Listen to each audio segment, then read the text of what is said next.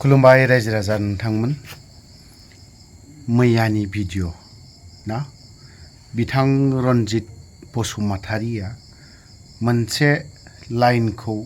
Open खालामदों दे बियो गावनि फेमिलिनि बारै माखासे ओपन खालामनायखौ जों नुनो मोनदों। राजखान्थियाव नोंथाङा सोरखौबा बुङो बुं, आंहा बुंनांगौ जेबो गैया। नाथायबा जोङो जिहेतु दा जाय ससियेल मिडियायाव ओंखारबाय थाग्रा नङा होनबा, नोंनि हेंथायै जायफ्रा दिनैहाय बुंबाय थाग्राफोर बै सुबुंफोरनि थाखाय नोङो मोनसे लाइनखौ बा दरजा खुलिनानै होजेनबाय। माबोरै होजेनदों होननानै बुङोब्ला राजखान्थि दोलोआव आं बै समावनो बुंदोंमोन माब्लाबा गावनि फिसाखौबो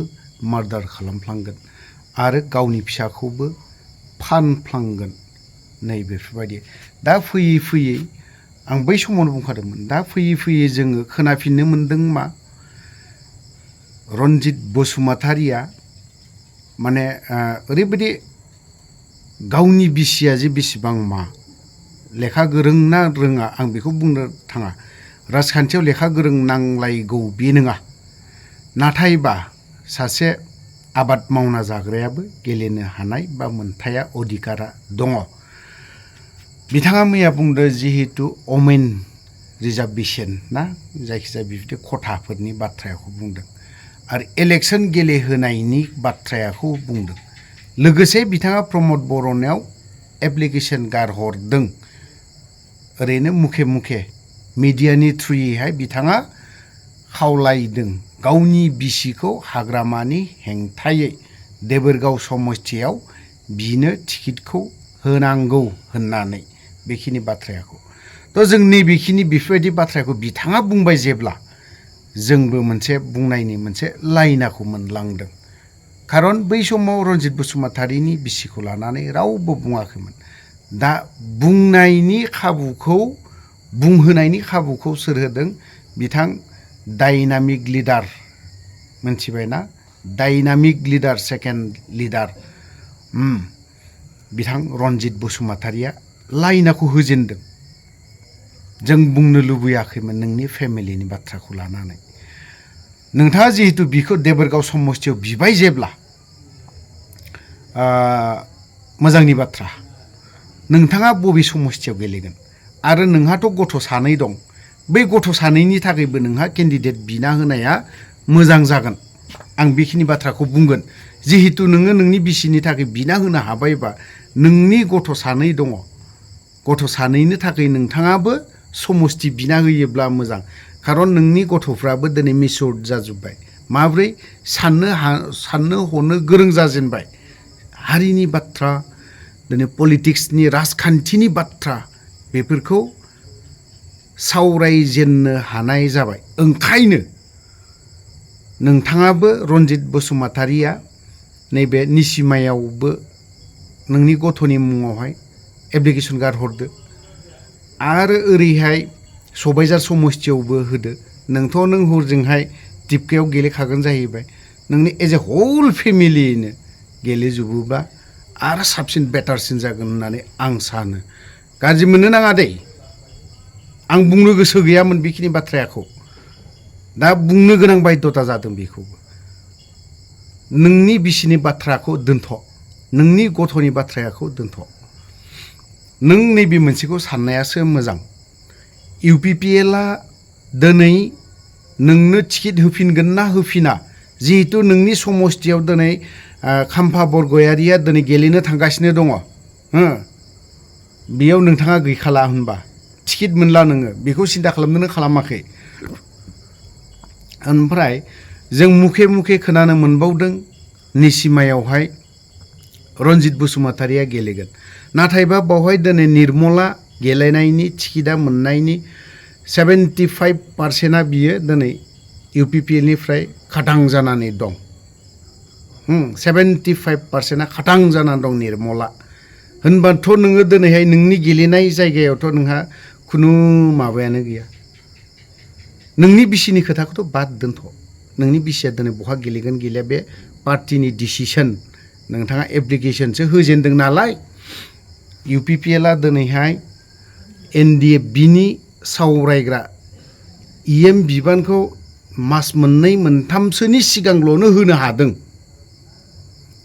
होनबा दिनै सावरायग्रायाबो दिनै टिकेट मोनफिनगोन ना मोनफिना UPPLनिफ्राय आंहा मोनसे डाउट दं आरो नोंनि सायावबो आंहा डाउट दं नों टिकेट मोनगोन ना मोना नोंहा जायगायानो गैया समस्थियानो गैया नोंहा दा बबे समस्थियाव गेलेगोन नोंहा बे हिसाबै नोंहा जेबो समस्थि गैया ओंखायनो नोङो गोदाव सोराव माखासे बाथ्राखौ बुंदोंफोरबायदि मोनदों आं जिहेतु नोंथाङा बुंनानै लादों रन्जित बसुमतारी पेजआव हाबनानै नायदे बिथाङा गावनि बिसिनि थाखाय मा मा बिदों आरो BTCनि रायजो राजाफ्रा मोनथिगौ नोंथाङा नोंनि बिसिखौ आं आरो एगेन रिपिट खालामफिननो लुबैदों नोंनि थाखाय टिकेटखौ मोनगोन ना मोना नोंहा बेखौ एसे सानफ्रोमबो इसोरनाव प्रेयार खालामबाय था बिनि थाखाय टिकेट मोननायनि थाखाय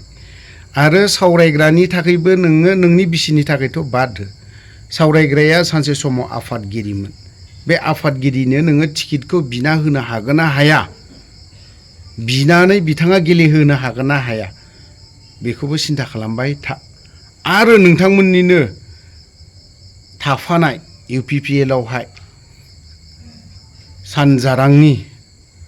सन्जय स्वर्गियारिनि थाखाय नोंथाङा टिकेटखौ बिना होनो हागोन ना हाया आरो लोगोसे रुजुनो बिना होनो हागोन ना हाया बेथ' TCLC चेयारमेन दङ नालाय थांनाय बाराव गेलेदोंमोन रुजुग्रायाबो जेनदों गाज्रि रोखोमैनो बे बाथ्राया आरो गबिन्द चन्द्र बसुमतारी नोंथांमोननियावहाय NDFBनि जेसेबां MCLEफोर दं बिथांमोना टिकेट मोनगोन ना मोना आरो UPPLआ जेसेबां NDFBनिफ्राय MCLEफोर दं UPPLआवहाय ना MLAफोर दं EMफोर दं टिकेट मोनगोन ना मोना बेखौ सानफ्रोमबो आर'ज खालामबाय था लोगोसे प्रेयार खालामबाय था रन्जित बसुमतारी नोंनि बिसिनि खोथाखौ नोङो दा लाबोथ' नों जुदि बे बिसिनि बाथ्राखौ फेमिलिनि बाथ्राखौ जुदि नों लाबोबाय थायोब्ला नोंनि बिसिनि नोंनि गथ'नि मान सन्मानखौ बिफायानो आरो बै हिनजावनि फिसायानो जानानै गारजोबगोन मोनथिबाय नों नोंनि हिनजावनि मान सन्मानखौ फोजोबस्रांनानै होगोन जा एसे नोंनि बिसिया दिनैहाय गामिनि रायजो राजाजों दिनैहाय एसे एनै गोरोबनानै दङमोन बेखौबो नोङो टटेलि खाटक खालामना होनो नागिरबाय थादों नोङो आरो नोंनि गथ' सानै दङ बिथांमोनाबो मान सन्मान दं आं नोंनि गथ'खौ दिनै गाज्रि बुंनो थाङा बुंनायबो नङा खारन नोंनि गथ' माने आंनिबो गथ' आंनिबो फिसा बिदि साननानै लायो आं गथ'नि मान सन्मानखौ नोङो दाजा गथ'आ दिनैहाय एसे मोजां लेभेलाव फैदों नोंना साननो हनो गोरों जादों सिन्था खालामनानै माबा मोनसे मावना जानो गोरों लाइनाव फैदों दिनैहाय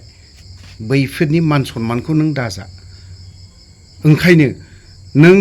बिफा जानानै सासे बिफा जानानै गथ'नि सिगाङाव बा समाजनि सिगाङाव नों बेफोरबायदि बाथ्रा बुंनोखौ एसे लाजिनांगौ नोंथाङा जेरावबो टिकेट गैया नोंथाङा बहा गेलेगोन बेखौ थिग खालामनानै ला नोंनि बिसिखौ बहा गेलेहोगोन होआ बेखौ बुंनांगौ दरखार गैया थ' गोलाव बाथ्रा बुंबाय रन्जित बसुमतारीनि बाथ्रानि सायाव मैयानो होगौमोन आं जिहेथु आं गुबुन मोनसे खामानियाव बेस्थ' थाहैदोंमोन आं हिसाबै आं होनो हायाखै थ' जायखिजाया बे रन्जित बसुमतारीनि चेप्टारखौ आं दोनथ'नि 8 मिनिट लाबाय थ' बाथ्राया जाहैफिनबाय दिनै फरायसा आफादा जा खामानि मावदों आं बिथांमोनखौ धन्यबाद होगोन रनिखाथानि फरायसा आफादाखौ जिहेतु बिथांमोना दिनैहाय मोनसे स्टेटमेन्ट होदों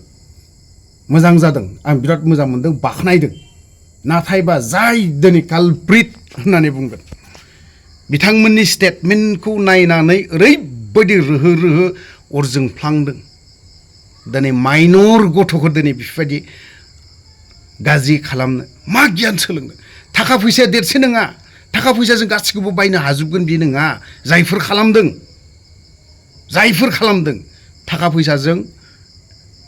गासिखौबो बायजोबनो हाया थाखा फैसाखौ एनाफ नङा बिराद गिदिर खालामो थाखा फैसाया आंहा दङ कौटि कौटि गोसोब्ला आं उमुखखौ बायनो हायो गोसोब्ला उमुखखौ खालामनो हायो दा मा जागोन दा जायफोर खालामदों जायफोर बे बिदि आखु खालामदों दाथ' फक्सआव गोग्लैगोन मा जागोन दिनै सोरबा सासे सानैया नोंसोरनि थाखाय एसेब्लाबो थांनानै दङमोन दिनै बै बेक्तिफ्राबो दिनै नोंसोरखौ मा होननो हमदों मुगैनो हमदों गाज्रि नोजोरजों नायदों मोजां आखुजों नायाखै मोजां गियानजों नायाखै आं नोंसोर बै जायफोर कालप्रिट आं दाबो बुंगोन बिथांमोननि सायाव आबसुआ दिनै जेरैबायदि मोनसे स्ट्रं स्टेटमेन्ट होदों आरो बिनिख्रुइ जुदि आरो धरना होबावोमोनबा साबसिन जागौमोन होननानै आं बुंगोन दिनै फरायसा आफादनि बेफोरबायदियाव दिनै स्ट्रं गोख्रों गसङाबा फरायसा आफादा नाम थानाय नङा बेफोरबायदियाव धरनाया गोरा जानांगौ जाय सोरबा बर'आनो जा सोरबा बांगाल जुंगाल सोरबा माबायानो जा रेबानोसै बे माइनर गथ' बेफोरबायदिखौ दिनै रेप खालामनो थांनाय जिनाहारि खालामहैनाया बेसेबां अयनाय मानसिनि आखु गोग्लैया जुनादनि आखु गोग्लैयो बेफोरो दिनै आं फैसा दङ होननानै गोरलै गोरलैफोरखौ लांबा जानाय नङा मा समाजाव मा खालामनो नागिरदों मा गियान खालामदों मा सोदों आं दिनै फरायसा आफादखौ धन्यबाद होगोन आं जेब्ला धन्यबाद होनांगौ बे समाव होगोन आं फरायसा आफादखौ जेब्ला होनाङा अब्ला होआ दिनैनि बे स्टेटमेन्टआ फरायसा आफादनि स्टेटमेन्टआ अनलि रौनिखाथाल' जानो नाङा बियो जिसिबां डिस्ट्रिक्ट लेभेलाव दङ जिसिबां आनसलिकफोर दं बिथांमोना बेफोरबायदिनि सायाव स्टेटमेन्टखौ होनांगौ दिनै सोरबा सासेयाल'नो फरायसा आफादनि सायाव गाज्रि बुङोब्ला बै खना थानानै स्टेटमेन्ट होबा जाया दिनै नोंथांमोना जाखिनि रिपर्ट लानानै ग्राउन्डआव दिनै प्रेक्टिकेल फिल्डआव न'आव हाबनानै जाखिनि तथ्यखौ लानानै नोंथांमोना स्टेटमेन्ट होदों बे स्टेटमेन्टखौनो नोंसोरो दिनै बयनिबो रानना हरनाय मोनबा दिनै साबसिन जाबावगौमोन होननानै आं सानो आरो बिथांमोननि सायाव धरनाया जाबावनांगौमोन रौनिखाता ओनसोल बायदियाव धरनाया गोगोम गिदिर जानांगौमोन बेफोरबायदिनि सायाव सोरबा बांगाल जुंगालजों खोथा गैया बियो बे माइनर गथ'खौ रेप खालामदों दिनै 11 बोसोरनि गथ'फोरखौ जुदि बिदि जिनाहारि खालामोबा मा गियान जागोन जों नेक्स्ट जेनेरेसनफोरखौ मा फोरोंलांबावगोन मा बोसोन होबावगोन होनबा आं दिनै कौटि थाखानि मानसि जादों होननानै 11 बोसोर 12 बोसोर 13 बोसोर बेफोरबायदिखौ जिनाहारि खालामनाय हुदा खालामलांनाया मा आखुसो फोरोंदों बेफोर जायाखै आंनि हिसाबाव जायफोर फरायसा आफादा दिनै धरना होदों बिथांमोननिसिम थेंक्स होगोन आं दिनै हाजारखि जिखौ मोजां मावदों बेखौ मोजांखौ जों मोजां होनना बाख्नायनांगोन मोजांखौ जों मोजां होननानै बाख्नायनांगोन बावहाय नोंबो फरायसा आफादनि सोलै उमुक सुमुक बिदि होनबा जानाय नङा थ' गोलाव बाथ्रा बुंबावबाय गोलाव खोथा बुंबाय रनजित बसुमतारीनि सायावबो फंनैसो बुंबाय आरो दिनैहाय जायफोर दिनै जेलाव थांबाय बिथांमोननि फरायसा आफादा दिनैहाय जिहेतु केसनि बाथ्रा बुंदों फार्स्ट ट्रेकआव लांनांगौ होननानै आंबो खावलायगोन बिखौ आंबो बुंगोन दिनै बिखौ फार्स्ट ट्रेकनिख्रुइबो आरोबाव बिनि गोरा मा आयेन दंबावो थाबनो खालामनांगौ आयेनाव जाखिनि लिरनाय दं आयेनाव जेरैबायदि दङ बेफोरबायदि साजायाखौ थाबैनो होनांगौ बेफोरबायदि मानसिखौ आरो दिनै गुबुन कान्ट्रिनि आयेनखौ जुदि नायोब्ला माइनर गथ'खौ जुदि जाय मानसिया रेप खालामदों डाइरेक्ट शुट खालामो आं गुबुन कान्ट्रिनि आयेनखौ बुंदों जिहेतु जोंबो मोनबोनाय बांलादेश बायदियाव बेफोरबायदिखौ दोना हयथ'बा आलायगोन हयथ'बा डाइरेक्टनो माबा मोनसेखौ डाइरेक्टनो लिरखायो साजाया बेफोरबायदि थ' गोलाव बाथ्रा बुंबाय गोलाव खोथा बुंबाय बावहाय जुदि माखासे बाथ्रा बुंनाया गोरोन्थि जादोंब्ला गासैबो बर' रायजो राजानाव क्षमा बा निमाहा बिनानै आं बावहाय दोनथ'बाय जय बर' हारिनि